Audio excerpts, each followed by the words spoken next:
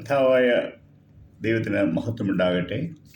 നമുക്ക് അല്പമായ ഒരു ധ്യാനത്തിന് വേണ്ടി, വചനധ്യാനത്തിന് വേണ്ടി നമുക്ക് ഉൽപ്പത്തി പുസ്തകം അതിൻ്റെ 17-ാം അധ്യായം അതിൻ്റെ 1-ാം വാക്യം.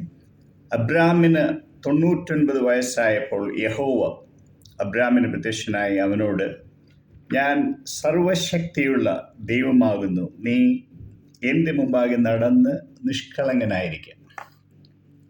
ഇവിടെ ഇന്നത്തെ വിഷയം ദൈവത്തിൻ്റെ മുമ്പാകെ നിഷ്കളങ്കനായിരിക്കാം എന്നുള്ളതാണ്. വളരെ മനോഹരമായിട്ടുള്ളൊരു വിഷയമാണ്. എന്നെ വളരെയധികം ആകർഷിക്കുന്ന ഒരു വിഷയമാണിത്. അബ്രഹാമിനെ ദൈവത്തിൻ്റെ വിശ്വസ്തൻ, വിശ്വാസികളുടെ പിതാവ് എന്നൊക്കെ പറഞ്ഞു വരുന്നു. ഈ അബ്രഹാമിന് ദൈവസന്നിധിയിൽ നിന്ന് ഒരു പ്രത്യേക കൽപ്പന ലഭിക്കുകയാണ്. അതായത് ദൈവത്തിൻ്റെ മുമ്പാകെ നടക്കുക. മറ്റൊരു വാക്കിൽ പറഞ്ഞാൽ എപ്പോഴും ദൈവ മുമ്പാകെ ജീവിക്കുക. ഇത് വിശുദ്ധ ഗണത്തെ സംബന്ധിച്ചിടത്തോളം വളരെ ശ്രേഷ്ഠമായൊരു ഗുണമാണ്. ഉന്നത തലത്തിൽ ജീവിക്കുന്ന വിശുദ്ധർ എപ്പോഴും ദൈവത്തിന് മുമ്പാകെയാണ് ജീവിച്ചിരുന്നത്. അദൃശ്യനായ ദൈവത്തെ അവർ വിശ്വാസത്താൽ ദർശിച്ചിരുന്നു. എന്നെ കേൾക്കുന്ന ഒരു വിശുദ്ധ ഗണം ഇവിടെയുണ്ട്. ഈ പ്രിയപ്പെട്ടവരോട് ഞാൻ ഓർമ്മിപ്പിക്കുന്നത് എങ്ങനെയാണ് ഈ ഒരു സത്യത്തെക്കുറിച്ച് നാം ചിന്തിക്കുന്നത്. നമ്മുടെ ആത്മാവിൽ അദൃശ്യനായ ദൈവത്തെ കാണുവാൻ സാധിക്കുന്നുണ്ടോ? അബ്രഹാം ദൈവത്തിൽ നിന്ന് പ്രാപിച്ച അനുഗ്രഹങ്ങൾ നമുക്ക് ഏറെക്കുറെ അറിയാമല്ലോ. ഇതിനോടനുബന്ധിച്ച് എബ്രായ ലേഖനം അതിൻ്റെ 11-ാം അധ്യായം 27-ാം വാക്യം. ഇവിടെ നാം വായിക്കുന്നത് മോശയെക്കുറിച്ചാണ്. അപ്പോൾ എബ്രായ ലേഖനം അതിൻ്റെ 11-ൽ നാം 27-ൽ നമ്മൾ വായിക്കുന്നു, വിശ്വാസത്താൽ അവൻ അദൃശ്യ ദൈവത്തെ കണ്ടതുപോലെ ഉറച്ചു നിൽക്കുകയാണ്. അപ്പോൾ മോശെ അദൃശ്യമായ ദൈവത്തെ കണ്ടുകൊണ്ടാണ് ജീവിച്ചതെന്ന് നമുക്ക് അനുമാനിക്കാം. അതുകൊണ്ടാണ് ദൈവത്തിൻ്റെ പരിശുദ്ധാത്മാവ് അങ്ങനെയുള്ളൊരു ആസ്പെക്റ്റ് ഇവിടെ പറഞ്ഞിരിക്കുന്നത്. ഈ സമയത്ത് നാം എല്ലാവരും ദൈവത്തിന് മുൻപാകെ ജീവിക്കുവാൻ ഞാൻ പ്രോത്സാഹിപ്പിക്കുകയാണ്. I want to encourage one and all. നാം പലപ്പോഴും വെറും സാധാരണ മനുഷ്യരുടെ മുമ്പിൽ ജീവിക്കുന്നവരാണ്. നമ്മുടെ ജീവിത ലക്ഷ്യവും മൂല്യങ്ങളും പ്രധാനമായി നമുക്ക് ചുറ്റുമുള്ള മനുഷ്യർക്ക് വേണ്ടിയും അങ്ങനെയുള്ളവരെ എങ്ങനെ പ്രസാദിപ്പിക്കാം എന്നൊക്കെയാണ് നാം നമ്മുടെ ചിന്താവിചിന്തനങ്ങളിൽ കൂടുതലായും കടന്നു പോകുന്ന അവസ്ഥ. പ്രിയപ്പെട്ടവരെ, നാം ഈ ഭൂമിയിൽ മനുഷ്യരെ പ്രസാദിക്കണമെന്നുള്ളതല്ല ദൈവത്തിൻ്റെ ആഗ്രഹം. ദൈവം നമ്മെക്കുറിച്ച് ചിന്തിക്കുന്നത് നമ്മുടെ സ്രഷ്ടാവും രക്ഷകനുമായ നമ്മുടെ ദൈവത്തെ പ്രസാദിപ്പിച്ച്, ഈ ദൈവത്തെ പ്രസാദിപ്പിച്ച് എങ്ങനെ ജീവിക്കാമെന്നുള്ള ഒരു വ്യഗ്രത നമ്മിൽ ഉണ്ടാകണമെന്നുള്ളതാണ് ദൈവത്തിൻ്റെ ആഗ്രഹം. നാം ഈ ഭൂമിയിലായിരിക്കുന്നിടത്തെ ഓരോ ദിവസവും നമ്മുടെ ഓരോ ദിവസവും ദൈവത്തെ മഹത്വപ്പെടുത്താൻ, അവൻ്റെ സന്നിധിയിൽ നിൽക്കാനുമാണ് ദൈവം നമ്മളെക്കുറിച്ച് ആഗ്രഹിക്കുന്നത്. നമുക്ക് 132-ാം സങ്കീർത്തനം അതിൻ്റെ 9-ാം വാക്യത്തിൽ ഇങ്ങനെ വായിക്കുന്നു, നിന്റെ പുരോഹിതന്മാർ നീതി ധരിക്കുകയും നിന്റെ ഭക്തന്മാർ ഘോഷിച്ചുല്ലസിക്കുകയും ചെയ്യട്ടെ. അപ്പോൾ ഈ സന്തോഷം അഥവാ ഉല്ലാസം, ഈ ആനന്ദം വരുന്നത് ദൈവത്തിൻ്റെ സന്നിധിയിൽ നിന്നാണ്. അതാണ് ഇവിടെ നാം വായിക്കുന്നത്. എന്നാൽ ഇവിടെ പറയുന്ന പുരോഹിതന്മാർ പഴയ നിയമ പുരോഹിതന്മാരാണ്. ദൈവസന്നിധിയിൽ നിലകൊള്ളുവാൻ നീതി ആവശ്യമാണെന്ന് ഈ വചനം കാണിക്കുന്നു. നാം ചിന്തിക്കുമ്പോൾ നമ്മുടെ അവസ്ഥ നാം അധികം അനുഗ്രഹം പ്രാപിച്ചവരായിട്ടാണ് ദൈവത്തിൻ്റെ വചനം പറയുന്നത്. കാരണം നമ്മുടെ നീതി കർത്താവായ യേശു ക്രിസ്തുവിൻ്റേതാണ്. അത് വിശ്വാസത്താൽ ലഭ്യമാകുന്നു. നാം മാനസാന്തരപ്പെട്ട് അവനിൽ വിശ്വാസം അർപ്പിക്കുമ്പോൾ അവൻ്റെ നീതി നമുക്ക് ലഭിക്കുന്നു. എത്ര അനുഗ്രഹിക്കപ്പെട്ട പദവിയാണ്! അങ്ങനെ അവൻ്റെ രക്തത്താൽ കഴുകപ്പെട്ട് നാം അവൻ്റെ സന്നിധിയിൽ നിൽക്കുമ്പോൾ നമുക്ക് ലഭ്യമാകുന്ന നീതി അവർണ്ണനീയമാണ് വാസ്തവത്തിൽ. കാരണം പരിശുദ്ധനായ ദൈവസന്നിധിയിൽ നാം നിൽക്കുമ്പോൾ നാം നമ്മുടെ ജീവിതത്തിൽ ഒരിക്കൽ പോലും പാപം ചെയ്തിട്ടില്ല എന്നുള്ളൊരു അവസ്ഥയിലാണ്. കാരണം അതുപോലെയാണ് കർത്താവായ യേശു ക്രിസ്തുവിൻ്റെ രക്തം നമ്മെ കഴുകി ശുദ്ധിയാക്കുന്നത്. എത്ര വലിയൊരു പദവിയാണ് പ്രിയപ്പെട്ടവരെ നമുക്കിവിടെ കിട്ടിയിരിക്കുന്നത്. പുതിയ നിയമവിശുദ്ധന്മാരും രാജകീയ പുരോഹിതന്മാരുമായവരാണ് നാം. പത്രോസിൻ്റെ ലേഖനത്തിൽ നാം വായിക്കുന്നത് പോലെ, നീ ആരാണെന്ന് നമ്മോട് ചോദിച്ചാൽ നമുക്ക് വ്യക്തമായി പറയണം, ഞാനൊരു രാജകീയ പുരോഹിതനാണ്.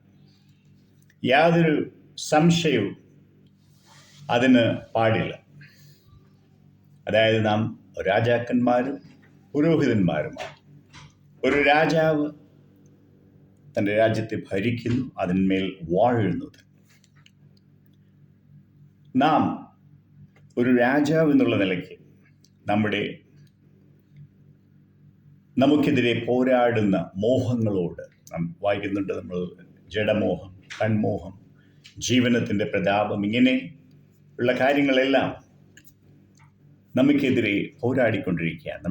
നമ്മുടെ ദേഹിക്കെതിരെ യുദ്ധം ചെയ്തുകൊണ്ടിരിക്കുന്ന ഒരവസ്ഥയാണ്. എന്നാൽ ഒരു പുരോഹിതൻ നാം അവയെ കീഴ്പ്പെടുത്തി അവയുടെ മേൽ വാഴേണ്ടവരാണ്. അതാണ് ഒരു രാജാവ്, ഒരു പുരോഹിതൻ എന്നുള്ള നിലയിൽ നാം ചെയ്യേണ്ട. പ്രധാനമായും ഒരു രാജാവ് എന്നുള്ള നിലയിൽ. ഒരു പുരോഹിതൻ എന്ന് വെച്ചാൽ ജനങ്ങളെ പ്രതിനിധാനം ചെയ്തുകൊണ്ടാണ് ദൈവം മുമ്പാകെ നിൽക്കേണ്ട വ്യക്തി. അതുകൊണ്ടാണ് ഞാൻ പറഞ്ഞത്, നമുക്ക് ദൈവ മുമ്പാകെ നിൽക്കാം. അതിനുവേണ്ടിയാണ് നാം വിളിക്കപ്പെട്ടിരിക്കുന്നത്. നാം മറ്റുള്ളവർക്ക് വേണ്ടി പ്രാർത്ഥിക്കേണ്ടതാണ്. മറ്റുള്ളവർക്ക് വേണ്ടി അഭയയാചന കഴിക്കേണ്ടവരാണ് ഒരു പുരോഹിതൻ ജനങ്ങളെ പ്രതിനിധീകരിച്ചുകൊണ്ട് ദൈവസന്നിധിയിൽ നിൽക്കുന്നവരാണ്. പ്രിയപ്പെട്ടവരെ, മറ്റുള്ളവരെ പ്രതിയാണ് ദൈവസന്നിധിയിൽ നാം നിൽക്കുന്നത്. ഒരുപക്ഷെ നമ്മുടെ രക്ഷയിലേക്ക് വരാതിരിക്കുന്ന മാതാപിതാക്കൾക്ക് വേണ്ടി, അല്ലെങ്കിൽ ബന്ധുമിത്രാദികളോ അയൽക്കാരോ കോവർക്കേഴ്സോ എല്ലാം ആരുമാകാം, മറ്റുള്ളവരെ നമ്മുടെ ആത്മാവിൽ വഹിക്കാൻ, ദൈവത്തിൻ്റെ സ്നേഹം അറിയുവാൻ, സത്യസുവിശേഷം അവർ വിശ്വസിക്കുവാൻ, അവരെ സ്പർശിക്കുവാനായി നമുക്ക് ദൈവസന്നിധിയിൽ യാചിക്കാം. എന്നാൽ സാത്താൻ പലപ്പോഴും നമ്മളെ ബിസിയാക്കും. നാം വളരെ ബിസി, നമുക്കൊന്നും ചെയ്യുവാൻ നമുക്ക് സമയമില്ലാത്തൊരവസ്ഥയിലേക്ക് നമ്മെ വലിച്ചിഴയ്ക്കും. പക്ഷെ ഇതെല്ലാം ഒരു തെറ്റിദ്ധാരണ മാത്രമാണ്, യാഥാർത്ഥ്യമല്ല. നമുക്ക് എന്തെങ്കിലും ഒരു സീരിയസ് സിറ്റുവേഷൻ വന്നാൽ അതിന് നമുക്ക് സമയമുണ്ട്. ആക്ച്വലി നമുക്ക് ആഹാരം കഴിക്കാൻ സമയമുണ്ട്, ഉറങ്ങുവാൻ സമയമുണ്ട്, എല്ലാം. പക്ഷേ ദൈവികമായിട്ടുള്ള ചില കാര്യങ്ങൾക്ക് പലപ്പോഴും നമുക്ക് സമയം കണ്ടെത്തുവാൻ ബുദ്ധിമുട്ടുണ്ട് പ്രിയപ്പെട്ടവരെ. എന്നാൽ ഒരു ദിവസം മുഴുവനും നാം ദൈവത്തെക്കുറിച്ചുള്ള ചിന്ത പോലുമില്ലാതെ കടന്നു പോയേക്കാം. വളരെ ദുഃഖകരമായിട്ടുള്ളൊരു സത്യമാണിത്. നാം അവനെ സേവിക്കാനുള്ളവരാണ്. അവനെ സ്തുതിച്ച് നന്ദി കരയേറ്റി അവനെ പൂർണ്ണ ഹൃദയത്തോടെ സ്നേഹിക്കേണ്ടവരാണ്. ദൈവം നമ്മിൽ പ്രസാദിക്കട്ടെ പ്രിയപ്പെട്ടവരെ. നമുക്ക് ഹോശേയയുടെ 6 അധ്യായം, അതിൻ്റെ 2 വാക്യം. 2 ദിവസം കഴിഞ്ഞിട്ട് അവൻ നമ്മെ ജീവിപ്പിക്കും, 3-ാം ദിവസം അവൻ നമ്മെ എഴുന്നേൽപ്പിക്കും, നാം അവൻ്റെ മുമ്പാകെ ജീവിക്കുകയും ചെയ്യും. ഇതിനുള്ള ബന്ധത്തിൽ നാം ചിന്തിച്ചാൽ, ക്രിസ്തു നമുക്ക് വേണ്ടി എന്താണ് ചെയ്തത്? അവൻ ഉയർത്തെഴുന്നേറ്റിട്ട് ഇപ്പോൾ ഏതാണ്ട് 2000 വർഷങ്ങൾ കഴിഞ്ഞു. ദൈവത്തിൻ്റെ കണക്കനുസരിച്ച് 1000 സംവത്സരം, ഒരു ദിവസം 1000 സംവത്സരം പോലെ. അങ്ങനെയാണെന്നുണ്ടെങ്കിൽ ഒന്നാം ദിവസം, ആദ്യത്തെ 1000 വർഷം ഒന്നാം ദിവസം കഴിഞ്ഞു. രണ്ടാമത്തെ വീണ്ടും 1000 വർഷങ്ങൾ, രണ്ടാം ദിവസം കഴിഞ്ഞു. ഇപ്പോൾ നാം തേർഡ് മില്ലേനിയത്തിലേക്ക് നമ്മൾ കടന്നിരിക്കുകയാണ്, 21-ാം നൂറ്റാണ്ട്. അപ്പോൾ നാം ആ മൂന്നാം ദിവസത്തിലേക്ക് നാം കടന്നിരിക്കുന്നു. ഇവിടെ നാം വായിക്കുന്നത്,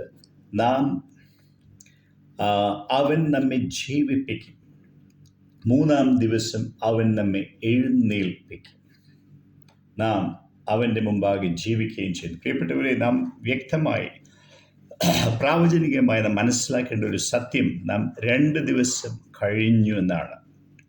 2 ദിവസം കഴിഞ്ഞിട്ട് അവൻ നമ്മെ ജീവിപ്പിക്കും. അവൻ നമ്മെ, മൂന്നാം ദിവസം അവൻ നമ്മെ എഴുന്നേൽപ്പിക്കും. ഒരു പുനരുത്ഥാനത്തിൻ്റെ അവസ്ഥ, യഥാർത്ഥ പുനരുത്ഥാനം. നാം അവൻ്റെ മുമ്പാകെ ജീവിക്കുകയും ചെയ്യും. അതിനുള്ള ഒരു ഒരുക്കമായിട്ട് പ്രിയപ്പെട്ടവരെ, ഈ ഭൂമിയിലെ ദിവസങ്ങൾ അവൻ്റെ മുമ്പിൽ തന്നെ നമുക്ക് കഴിക്കാം. നമുക്ക് വളരെയധികം ആവശ്യമായിരിക്കുന്ന ഒരു സത്യമാണിത്.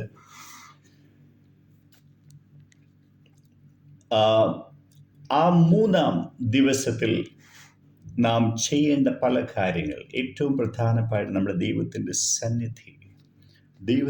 സന്നിധി നമ്മൾ മനസ്സിലാക്കുക. നമ്മുടെ ശരീരത്തിൻ്റെ വീണ്ടെടുപ്പും നമ്മുടെ രക്ഷയുടെ പൂർത്തീകരണം നമ്മിൽ എല്ലാം സംഭവിക്കുവാൻ പോവുകയാണ്. എല്ലാം അനുഗ്രഹിക്കപ്പെടുവാൻ പോവുകയാണ് പ്രിയപ്പെട്ടവരെ. സങ്കീർത്തനം അതിൻ്റെ 16, സങ്കീർത്തനം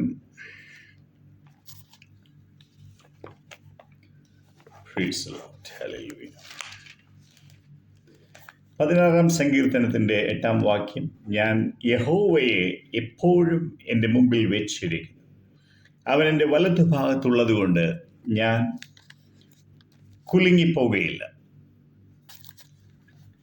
ഇതൊരു പഴയ നിയമവിശ്വാസി ദാവീദിൻ്റെതാണ്. നാം ചിന്തിക്കേണ്ടതൊരു വലിയൊരു സത്യം, ദാവീദ് ദൈവത്തിൻ്റെ ഹൃദയപ്രകാരമുള്ളൊരു വ്യക്തി എന്നാണ് നാം വായിക്കുന്നത്. ഇതൊക്കെയാണ് അതിനുള്ള കാരണം. അവൻ യഹോവയെ എപ്പോഴും എൻ്റെ മുമ്പിൽ വെച്ചിരിക്കുന്നു.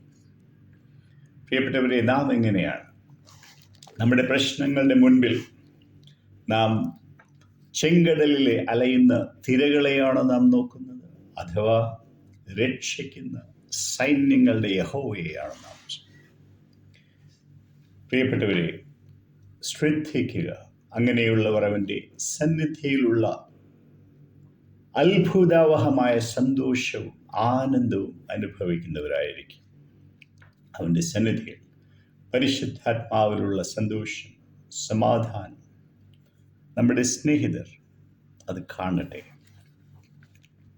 നമ്മുടെ ബന്ധുക്കൾ, അയൽക്കാർ അത് കാണട്ടെ. പ്രിയപ്പെട്ടവരെ, ദൈവത്തിൻ്റെ മഹത്വം നമ്മുടെ മുഖത്ത് പ്രകാശിക്കട്ടെ. ഹോശേയ അതിൻ്റെ 6-ന്റെ 3-ാം വാക്യം, നാം അറിഞ്ഞുകൊള്ളുക, യഹോവയെ അറിയുവാൻ നാം ഉത്സാഹിക്കും. അവൻ്റെ ഉദയം പ്രഭാതം പോലെ നിശ്ചയമുള്ളത്. അവൻ മഴ പോലെ, ഭൂമിയെ നനയ്ക്കുന്ന പിന്മഴ പോലെ തന്നെ നമ്മുടെ അടുക്കൽ വരും. ഒരു കാര്യം ഉറപ്പാണ്, നാം ദൈവം മുമ്പാകെ ജീവിച്ചാൽ തൻ്റെ പരിശുദ്ധാത്മാവിൻ്റെ ശക്തി ധാരാളമായിട്ട് പ്രാപിക്കുന്നവരായിരിക്കും. ചിലപ്പോൾ അന്യഭാഷയിൽ സംസാരിക്കുന്നവരായിരിക്കും, പ്രവചനപരം പ്രാപിക്കുന്നതും ദൈവവചനം ശക്തിയായി പ്രബോധിപ്പിക്കുന്നവരുമൊക്കെ ആയിത്തീരും. നാം മനുഷ്യരുടെ മുമ്പിൽ, അതായത് മനുഷ്യരെ പ്രസാദിപ്പിക്കുന്നവരായിരിക്കുകയില്ല. നാം ദൈവസന്നിധിയിൽ ദൈവത്തിൻ്റെ ഇഷ്ടം നിറവേറ്റുന്നവരായിത്തീരും. ഇതിനോടനുബന്ധിച്ച് എബ്രായ ലേഖനം അതിൻ്റെ 12-ാം അധ്യായത്തിൻ്റെ 2-ാം വാക്യം, വിശ്വാസത്തിൻ്റെ നായകനും പൂർത്തി വരുത്തുന്നവനുമായ യേശുവിനെ നോക്കുക. ദൈവസന്നിധിയിൽ നാം വസിക്കുമ്പോൾ ഉറപ്പായും നമ്മുടെ വിശ്വാസം വർദ്ധിച്ചു വരും. മനുഷ്യരാൽ അസാധ്യമായ പലതും അങ്ങനെയുള്ളവർ സാധ്യമാക്കും.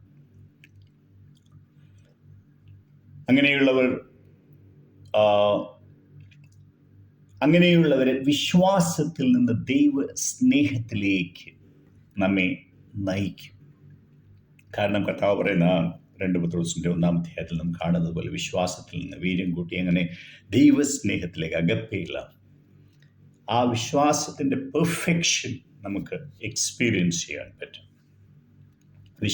വിശ്വാസമായിട്ടിരിക്കാനുള്ളതല്ല, അത് ദൈവസ്നേഹമായിട്ട് it has to be fused into divine love. അപ്പോഴാണ് അതിന് മാറ്റ് വരുന്നത്. അതിൻ്റെ മാറ്റ്, വിശ്വാസത്തിൻ്റെ മാറ്റ് ദൈവസ്നേഹത്തിലാണ് നാം അനുഭവിക്കുന്നത്.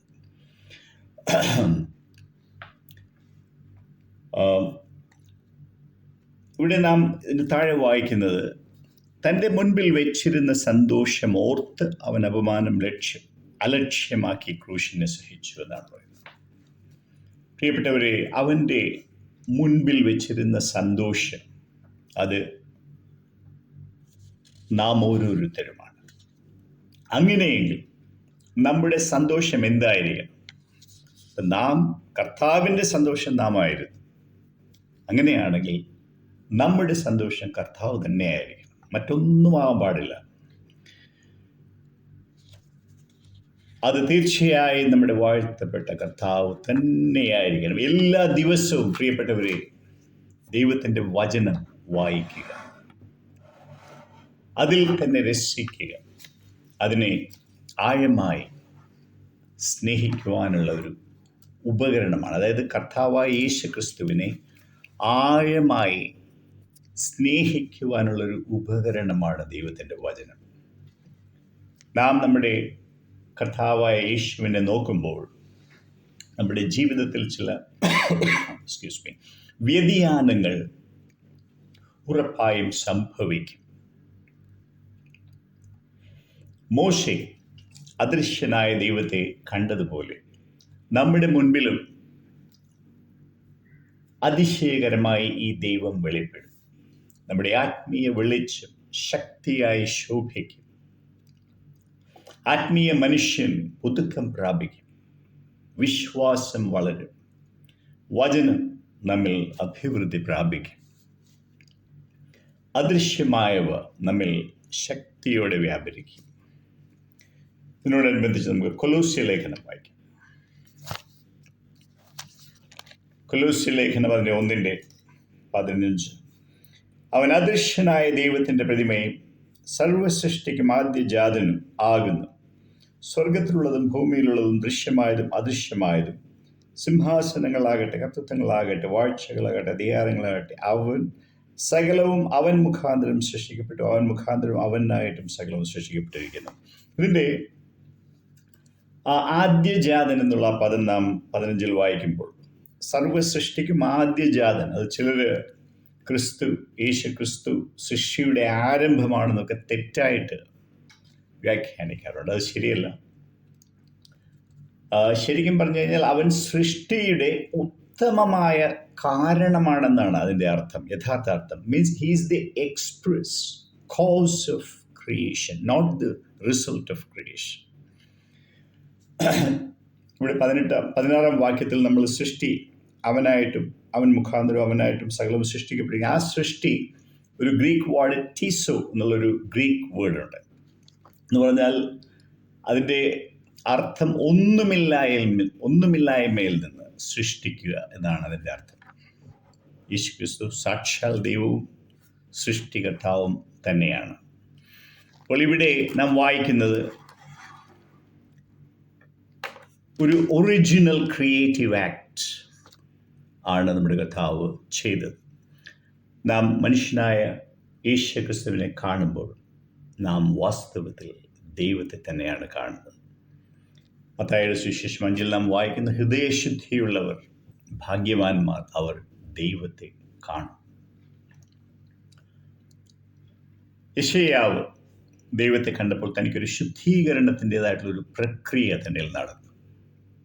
നാം യേശുവിനെ കാണുമ്പോൾ നാം ശുദ്ധീകരിക്കപ്പെടും. ഇത് നമ്മുടെ ആത്മാവ്, നമ്മുടെ ആത്മാവിൽ സംഭവിക്കുന്ന ഒരു പ്രക്രിയയാണ്, സംഭവിച്ചുകൊണ്ടിരിക്കേണ്ട ഒരു പ്രക്രിയയാണ്. നാം കർത്താവിനെ എന്തുമാത്രം നാം തന്നെ നമ്മുടെ ആയുസ്സെല്ലാം ഫിക്സ് ചെയ്ത് അവനിൽ ഫിക്സ് ചെയ്ത് നാം മുന്നോട്ട് പോകുമ്പോൾ നമുക്ക് സംഭവിക്കുന്ന ഒരു സത്യമാണിത്. ശരി, ഇതിൻ്റെ 3-ാം അധ്യായത്തിൻ്റെ 23-ാം വാക്യം, നിങ്ങൾ ചെയ്യുന്നതൊക്കെ മനുഷ്യർക്കെന്നല്ല കർത്താവിനെന്ന പോലെ മനസ്സോടെ ചെയ്യുവിൻ. ഇതുകൊണ്ടാണ് ഞാൻ പറഞ്ഞത്, പ്രിയപ്പെട്ടവരെ, നാം മനുഷ്യരുടെ മുമ്പാകെ ജീവിക്കരുത്. നാം ഒരു ഓഫീസിൽ വർക്ക് ചെയ്യുകയാണെന്ന് വിചാരിക്കുക.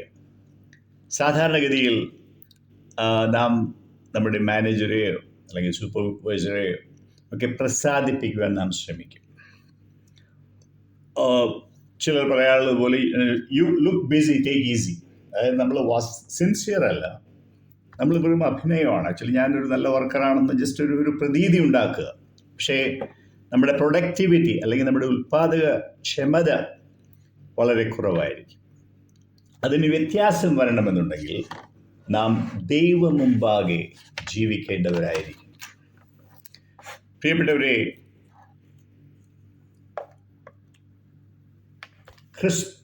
Christ in the market place എന്ന് പറഞ്ഞ് ചിലർ പല കാര്യങ്ങളും ഡിസ്കസ് ചെയ്യാറുണ്ട്.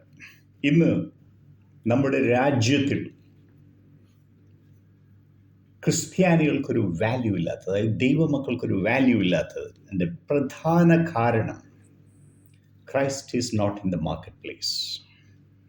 സഭകളിൽ അല്ലെങ്കിൽ ഭവനങ്ങളിൽ ചില കാര്യങ്ങളെല്ലാം കണ്ടേക്കാം, പക്ഷേ Christ is not to be seen in the market place. നമ്മുടെ പ്രായോഗികമായിട്ടുള്ള രീതിയിൽ ക്രിസ്തുവിൻ്റെ മൂല്യങ്ങൾ നമ്മിലൂടെ വെളിപ്പെടുത്തുന്നുവെങ്കിൽ മാത്രമായിരിക്കും ക്രിസ്തുവിനെ ഇന്ത്യയെ പോലുള്ള ഒരു രാജ്യം മനസ്സിലാക്കാൻ പോകുന്നത്. ഒരു ഹസ്ബൻഡ് ആൻഡ് വൈഫ് വീട്ടിൽ വളരെ ക്ഷോഭിതരായി അങ്ങോട്ടും ഇങ്ങോട്ടും വഴക്കാണ്. നാം ചിന്തിക്കുക, പെട്ടെന്ന് കർത്താവ് ആ ഒരു ഡ്രോയിങ് റൂമിലേക്ക് വന്ന് അവരുടെ മധ്യേ ഇരിക്കുകയാണ്. ആ നിമിഷം അവർ ഒരു വിശുദ്ധരായിട്ട് രൂപാന്തരപ്പെടുകയാണ്. അതുവരെ വളരെ ക്ഷുഭിതരായിട്ട് വഴക്ക് വയ്യാവലിയായിട്ട് നിന്നവരാണ്. പക്ഷേ പെട്ടെന്ന് തൻ്റെ ആ വ്യത്യാസം വന്നത് കർത്താവിൻ്റെ സാന്നിധ്യം കൊണ്ടാണ്. ഇന്ന് പ്രിയപ്പെട്ടവരെ, നമുക്ക് കർത്താവിൻ്റെ സാന്നിധ്യമാണ് നാം നമ്മുടെ ജീവിതത്തെ മാറ്റിമറിക്കുവാൻ ആഗ്രഹിക്കുന്നുവെങ്കിൽ, ഒരു വിശുദ്ധ ജീവിതം നാം നയിക്കുവാൻ ആഗ്രഹിക്കുന്നുവെങ്കിൽ, നമുക്ക് ഏറ്റവും അധികമായി നമുക്ക് വേണ്ട ഒരു സത്യം അവൻ്റെ സന്നിധിയിൽ ജീവിക്കുക എന്നുള്ളതാണ്. നമ്മുടെ മുൻപിൽ കർത്താവിൻ്റെ ആ ദർശനം നമുക്ക് എപ്പോഴും ഉണ്ടായിരിക്കണം. അത് നമ്മുടെ വിശ്വാസത്തിൻ്റെ നായകൻ, പൂർത്തീകരണം വരുന്നതുമായ കർത്താവിനെ നോക്കുക. ഇതാണ് നമ്മുടെ ആത്മരക്ഷയുടെ ഒരു പ്രധാന ഭാഗം. നമുക്കുള്ള ഒരു ജീവിതം, ഒരേ ഒരു ജീവിതമേ നമുക്കുള്ളൂ. നഷ്ടപ്പെട്ടു പോകാം. ഈ ജീവിതം നമുക്ക് ദൈവത്തെ പ്രസാദിപ്പിക്കാനായി നമുക്ക് മാറ്റിവെക്കാം. എന്നാൽ മനുഷ്യരോട് നാം ഉത്തരവാദിത്വം ഇല്ലാതെ ജീവിക്കണമെന്നല്ല ഇതിൻ്റെ അർത്ഥം. ദൈവത്തെ പ്രസാദിപ്പിക്കുമ്പോൾ തീർച്ചയായും മനുഷ്യരും പ്രസാദിക്കേണ്ടതാണ്. ഇല്ലെങ്കിലും നാം ഭയപ്പെടേണ്ടതില്ല. പൗലോസ് തിമോത്തിയോസിനോട് കൊടുത്ത ഉപദേശം ദൈവത്തിന് കൊള്ളാവുന്നവനായി നിൽക്കാനാണ്. താൻ നിൽക്കേണ്ടത് ദൈവത്തിൻ്റെ സന്നിധിയിലാണ്. മനുഷ്യരെ പ്രസാദിപ്പിക്കുന്നവനായിട്ടല്ല, മനുഷ്യരുടെ മുൻപിലല്ല അവൻ നിൽക്കേണ്ടത് ദൈവത്തിൻ്റെ മുൻപിലാണ്. പ്രിയപ്പെട്ടവരെ, നമുക്ക് 2 കൊരിന്ത്യർ അതിൻ്റെ 3-ാം വാക്യം, 3-ാം അധ്യായം, അതിൻ്റെ 14-ാം വാക്യം ഇങ്ങനെ വായിക്കുന്നു: എന്നാൽ അവരുടെ മനസ്സ് കഠിനപ്പെട്ടു പോയി. പഴയ നിയമം വായിക്കുമ്പോഴൊക്കെയും ആ മൂടുപടം നീങ്ങാതെ ഇന്നുവരെ ഇരിക്കുന്നുവല്ലോ. അത് ക്രിസ്തുവിൽ നീങ്ങിപ്പോകുന്നു.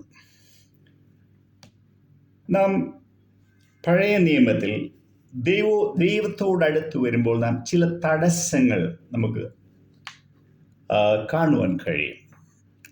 ഇവിടെ മോശയുടെ മുൻപിൽ തൂങ്ങിയ മൂടുപടത്തെക്കുറിച്ചല്ല ഞാൻ പറയുന്നത്. വിശുദ്ധ സ്ഥലവും അതിവിശുദ്ധ സ്ഥലവും തമ്മിലൊരു വലിയൊരു തിരശ്ശീല തൂങ്ങിക്കിടന്നു. എന്നാൽ ക്രിസ്തു മരിച്ചപ്പോൾ ആ തിരശ്ശീല കീറിപ്പോയതായി നാം അറിയുന്നു. താൻ ഒരു ജീവനും ചൈതന്യവുമുള്ളൊരു പുതുവഴി നമുക്ക് വേണ്ടി തുറന്നിരിക്കുകയാണ്. തൻ്റെ ആ ദേഹമെന്ന തിരശ്ശീല കീറിയിട്ടാണ്. പലപ്പോഴും പല ദൈവമക്കളും ചിന്തിക്കും, എനിക്ക് ജീവനും ചൈതന്യമുള്ള ഒരു പുതുവഴി തുറന്നു, ഞാൻ കൈയും വീശി അങ്ങോട്ട് കയറാം. അങ്ങനെയല്ല. ക്രിസ്തു തൻ്റെ ദേഹമെന്ന തിരശ്ശീല കീറിയെങ്കിൽ പ്രിയപ്പെട്ടവരെ, നാമും നമ്മുടെ ജഡത്തെ കീറി ആ ഡൈയിങ് ടു സെൽഫ് എന്ന് പറയും, നമ്മുടെ സ്വയത്തിന് മരിച്ച് നമ്മുടെ കുരിശുമെടുത്താണ് ആ ജീവനും പുതുവഴിയുമായിട്ടുള്ള ആ പാതയിലേക്ക് നമ്മൾ കടക്കേണ്ടത്. നമുക്ക് വളരെയധികം ശ്രദ്ധിക്കേണ്ട ഒരു സത്യമാണ്. ഇതിൻ്റെ 15-ാം വാക്യത്തിൽ മോശയുടെ പുസ്തകം വായിക്കുമ്പോൾ മൂടുപടം ഇന്നയോളം അവരുടെ ഹൃദയത്തിന്മേൽ കിടക്കുന്നു.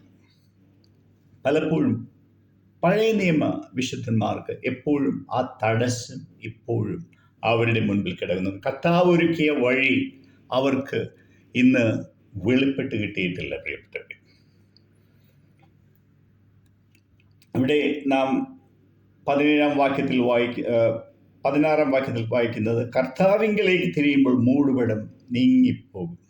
നാം നമ്മുടെ കർത്താവായ യേശു ക്രിസ്തുവിലേക്ക് തിരിയുമ്പോൾ അവിടെ നമുക്ക് മൂടുപടം ഇല്ല. കാരണം നമുക്ക് ട്രാൻസ്പെറൻസിയാണ്. നമ്മളൊന്നും മറക്കേണ്ട ആവശ്യമില്ല. നമ്മുടെ ആ വെളിച്ചത്തിൽ നടക്കുന്ന ഒരു അനുഭൂതിയാണ്. ആയതിനാൽ നമുക്ക് ദൈവത്തെ സ്തുതിക്കാം. നല്ല ദൈവം.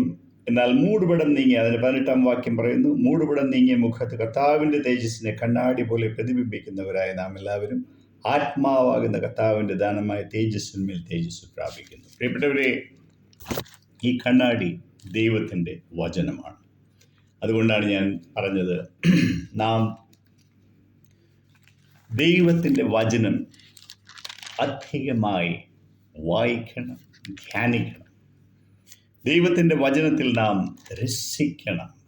വെറുതെ വായിച്ചാൽ പോരാ. ദൈവത്തിൻ്റെ വചനത്തിൽ രസിച്ച് അതിൽ തന്നെ നാം സന്തോഷിക്കുന്നവരായിരിക്കണം. നമുക്ക് ഒരിക്കൽ പോലും ദൈവത്തിൻ്റെ വചനത്തിന് മുമ്പിൽ ഞാൻ 3 മണി രാവിലെ ഇരുന്ന് വായിച്ചാലും എനിക്കൊരു ബോറടിയില്ല. there is no feeling of boredom. ദൈവത്തിൻ്റെ വചനത്തെ നാം സ്നേഹിക്കണം. ഇന്നലെ നമ്പേഴ്സ് 7 അതിൻ്റെ 12 ഗോത്ര പ്രഭുക്കന്മാർ ഒരു അവരുടെ വഴിപാട് എന്നെക്കുറിച്ച് നമ്മൾ വായിക്കുന്നു. എല്ലാം റെപ്പിറ്റീഷനാണ്. പക്ഷേ എനിക്ക് ഒരിക്കലും ബോറിംഗ് ഇല്ല. ഞാൻ ഇന്നലെ ഒരു വചനം തന്നെ, ഒരു വേർഡ് തന്നെ ഷെയർ ചെയ്തത് അതിനെക്കുറിച്ച്. അപ്പോൾ repetition in the word of God എന്നും പറഞ്ഞത് എന്തുകൊണ്ടാണ്, അതിൻ്റെ പ്രയോജനങ്ങൾ. അപ്പോൾ നാം ചിന്തിക്കേണ്ടത്, കാരണം ദൈവം തൻ്റെ വചനത്തിൽ എന്തെങ്കിലും തന്നിട്ടുണ്ടെങ്കിൽ അതിനെ നമ്മൾ വാല്യൂ ചെയ്യണം. We have to value it. നാം നമ്മുടെ ബുദ്ധി അവിടെ ഉപയോഗിക്കാൻ പാടില്ല. ദൈവത്തെ സ്നേഹിക്കണം, ദൈവത്തിൻ്റെ വചനത്തെയും സ്നേഹിക്കണം. ദൈവത്തെ സ്നേഹിക്കുന്നുവെങ്കിൽ തൻ്റെ വചനത്തെ സ്നേഹിക്കണം. അതാണ് കർത്താവ് പറയുന്നത്, നിങ്ങൾ എന്നെ സ്നേഹിക്കുന്നുവെങ്കിൽ എൻ്റെ കൽപ്പനകളെ അനുസരിക്കുക. തൻ്റെ വചനം. നമുക്ക് ക്രിസ്തുവിനെ സ്നേഹിച്ച് ക്രിസ്തുവിൻ്റെ വചനത്തെ മാറ്റിവെക്കുവാൻ നമുക്ക് കഴിയില്ല. പ്രിയപ്പെട്ടവരെ, യോഹന്നാൻ്റെ സുവിശേഷം 14-ാം വാക്യത്തിൽ നാം ഇങ്ങനെ വായിക്കുന്നു, അല്പനേരം കഴിഞ്ഞാൽ ലോകം എന്നെ കാണുകയില്ല, നിങ്ങളോ എന്നെ കാണും. ഞാൻ ജീവിക്കുന്നത് കൊണ്ട് നിങ്ങളും ജീവിക്കും. കർത്താവ് ജീവിക്കുന്നുവെന്ന് നമുക്ക് എങ്ങനെയാണ് മനസ്സിലാക്കുവാൻ കഴിയുന്നത്?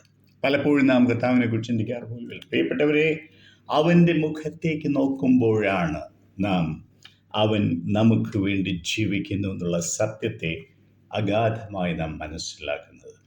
അവനെ, എൻ്റെ ദൈവം എനിക്ക് വേണ്ടി ജീവിക്കുന്നു, അവൻ എനിക്ക് വേണ്ടി ജീവിക്കുന്നു. ഞാനൊരിക്കൽ രാവിലെ 3 മണിക്ക് എനിക്കൊരു വെളിപ്പാട് കിട്ടി.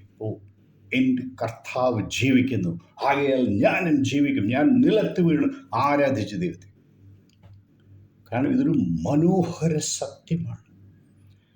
ഞാൻ ജീവിക്കുന്നത് കൊണ്ട് നിങ്ങളും ജീവിക്കുമ്പോൾ നമ്മുടെ guarantee, the Lord is our guarantee of eternal life. Hallelujah. പ്രിയപ്പെട്ടവരെ, നമുക്ക് അവനെ പിടിക്കാം. അവനുമായിട്ട് ഒരു ആത്മാവായി നമുക്ക് ആഹ്ലാദഭരിതരായി തീരാം. പ്രിയപ്പെട്ടവരെ, നാം അവൻ്റെ സന്തോഷമാണ്. അവൻ നമ്മുടെ സന്തോഷമായിരിക്കട്ടെ. പ്രിയപ്പെട്ടവരെ, അവൻ മാത്രം നമ്മുടെ സന്തോഷമായിരിക്കട്ടെ. കൊലോസ്യ ലേഖനം അതിൻ്റെ 3-ാം അധ്യായം. കൊലോസ്യ ലേഖനം എൻ്റെ ഒരു ഫേവറേറ്റ് പോർഷനാണ്. കൊലോസ്യ ലേഖനം അതിൻ്റെ 3:1. ആകയാൽ നിങ്ങൾ ക്രിസ്തുവിനോടുകൂടെ ഉയർത്തെഴുന്നേറ്റിരിക്കുന്നുവെങ്കിൽ ക്രിസ്തു ദൈവത്തിൻ്റെ വലത്തുഭാഗത്തിരിക്കുന്നിടമായ ഉയരത്തിലുള്ളവ അന്വേഷിപ്പിൻ. നാം ഈ ലോകത്തിനുള്ളവരല്ല, നാം സ്വർഗീയരാണ്. നമ്മുടെ കണ്ണ് സ്വർഗത്തിലേക്കാണ്, ഈ ഭൂമിയിലേക്കല്ല നാം നോക്കേണ്ടത്. സ്വർഗത്തിലേക്ക് നോക്കുന്ന ജീവിതങ്ങളായി നമ്മുടെ ജീവിതം രൂപാന്തരപ്പെടണം. നാം നമ്മുടെ കർത്താവിനെ സ്നേഹിക്കുമ്പോൾ, ഒരു കർത്താവിനോട് പറഞ്ഞ്, നിങ്ങൾ ലോകത്തിൻ്റെ വെളിച്ചം, ഒരു മെഴുകുതിരി നാം കത്തിച്ച് അതിൻ്റെ നാൾ ഉയരത്തിലേക്കാണ്. എപ്പോഴും ഉയരത്തിലേക്ക് ഉയരത്തിലേക്ക് ഉയരത്തിലേക്ക്, ഒരിക്കലും താഴെ പോകുന്നില്ല എന്ന് പറഞ്ഞതുപോലെ നമ്മുടെ ജീവിതം രൂപാന്തരപ്പെടണം. നാം ഉയരത്തിലേക്ക് നോക്കി നമ്മുടെ കർത്താവിനെ എപ്പോഴും on the wings of resurrection എന്നാണ് ഞാൻ പറയുന്നത്. ആ പുനരുത്ഥാനത്തിൻ്റെ ചിറകിൽ സ്വർഗത്തിലേക്ക് പറക്കുന്നവരായി നമുക്ക് ജീവിക്കാം. ഈ ഒരു സംഭവം നമ്മുടെ ജീവിതത്തിൽ നടക്കുന്നില്ലെങ്കിൽ നാം ദുഃഖിതരായിരിക്കും. നാം ദുഃഖിക്കണം പ്രിയപ്പെട്ടവരെ. ഇവിടെ ഞാൻ അവസാനിപ്പിക്കുകയാണ്.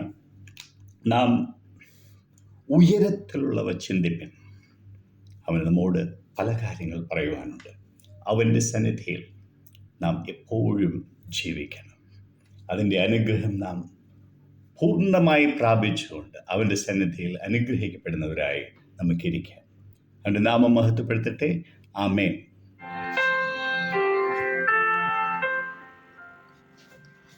If this message blessed you, don't forget to like, share, and subscribe. Let's spread God's love together. Stay encouraged, stay faithful, and we'll see you in the next message. God bless you.